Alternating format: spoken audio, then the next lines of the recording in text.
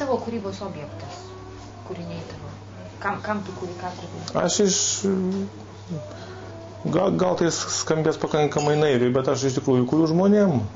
Reiškia, tai mano toks yra kredo, nes jeigu kurti tik tai savo, tai tada reikėtų praktiškai užsidaryti, reiškia, dirbti ir tiesiog šnekėti apie tai, neįrodyti, jeigu tik tau pačiam tai įdomu ir viskas. Ir tai irgi, aišku, yra toks kelias ir tokių labai daug yra, bet mano, sakysim taip, paskutinių metų projektai yra vis dėlto orientuoti į visuomenę.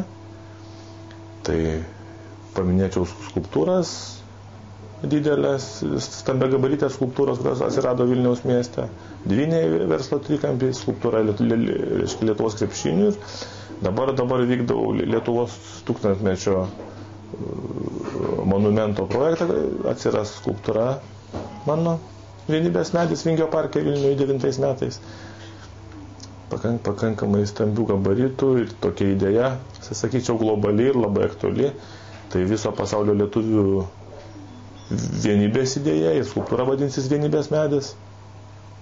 Tai va, tai reikia, sakysim taip, tie projektai vyksta taip, aš sugalvoju kažkokią idėją, bandau ją suderinti su miestu, bandau įtikinti, kad toks dalykas reikalingas, reiškia, Vilniui ir Lietuvai, o sekantis žingsnis tai yra paieška rėmėjų, privačių rėmėjų ir kiek tai įmanoma, aišku. Žinoma, šiais laikais tai vis sunkiau darosi, atsižvelgiant į dabartinę situaciją ekonominę. Bet vis dėlto viskas vyksta. Tai va, ir užduotis yra įtraukti visuomenę, įtraukti kuo daugiau visuomenės narių. Sakysim, su krepšinio skulptūra, tai tikriausiai žinot, kad buvo ir balsavimas žmonių, ir ta auditorija buvo maždaug 10 milijonų žmonių pagal tam tikrus skaičiavimus, reiškia pagal visą išėjimus į eterį per visą mediją, televiziją, radijas, internetas, spauda. Tai buvo 10 milijonų projekto auditorija, tai žinoma, man tas yra įdomu, kad žmonės, tie, kurie netgi negirdėję apie meną ir skulptūras, jiems tai pasidaro įdomu, galbūt tai iš dalies yra ir misija tokia priartinti visuomenę prie meno, kai sakysim, Dzūkijoje, tam kaime, kur sodybą turim,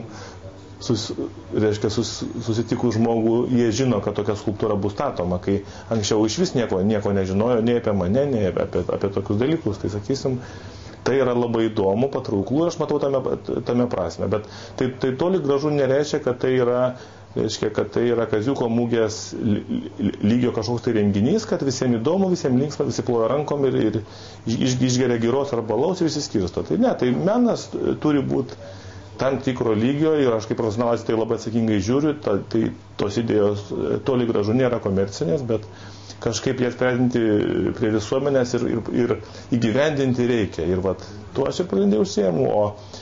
O kitas rytis mano yra tapyba.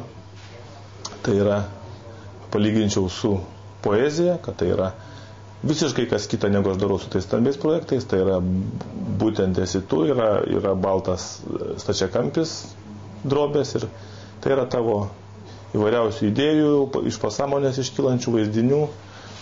Ir tavo, reiškia, pasaulio subjektyvaus įgyvendinimas, kažkaip tai perkelimas į mūsų erdvę ir panašiai. Tai man tai labai duoda daug džiaugsmo, labai mane pakrauna. Tai va tokius, trumpai sakant, turiu 2 polius kūrybai - tapyba ir skulptūra.